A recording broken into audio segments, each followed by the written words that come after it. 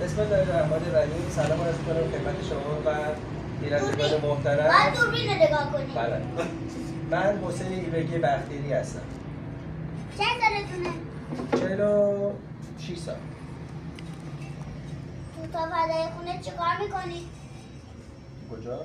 فضای خونه. تو فضای خونه با پسرم بازی میکنم و به شما میرین سرکار؟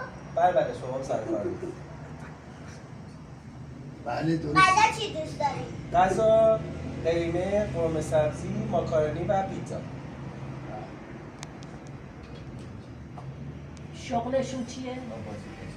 مهندس بگو شغلش اوکی میشه کجا میری؟ آقای پلیس هم اینجا نگاه میکنه. بله آقای پلیس هم می‌بینی. آقا چیز نگید. بابا چه موسیقی جدی دارن. بله خیلی جدی می‌کنم. چه بازی دوست داری؟ من تونل بازی ولش کن بریم دیگه. آره شما موجی هستی. آره شما موجی هستی. من دزد و پلیس بازی با پسرم دوست دارم، تاپ بازی. یه باک. بله بله. شوت تو دروازه و دیگه؟ اون چی می‌خوام بازی می‌کنم؟ پخشو بازی تو سرسره و چی می‌خوام؟ چه با حال آقای بختیاری سرسره پخشو خیلی جالبه. بله خیلی جالب. پسرم میره از اون بالا سوال می‌خوره بزنه. من پخشو می‌کنم ولی همچنان دستم در میاد. آره باید همه چی بگیریش و شغل پخشو بسیار خوبه. بله گوشی مال من گوشی؟ آره. بله ببخشید شغلشون چیه پدرتون؟ رایان جون بابا یه آقای پلیس هم اینجا داره. رایان جون شغلشو بپرس بگو بابا شغلتون تماشا چیه؟ چی می‌پرسن شغل من چیه؟ رایان جون شغلشون بگو چیه؟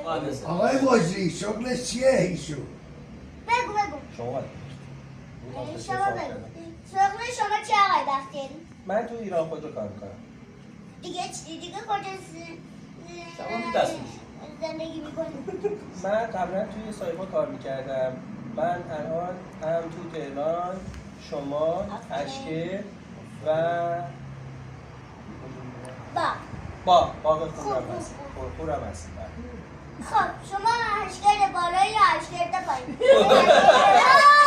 این سوال قبلا نبوده قبول دیگه. ما اشکال بالا هستیم. اجازه بدین سوال خبرنگار خیلی دقیق و خبرنگار مجری. خیلی سوال دقیقی بود. خیلی سوال دقیقی بود. ما اشکال بالا هستیم.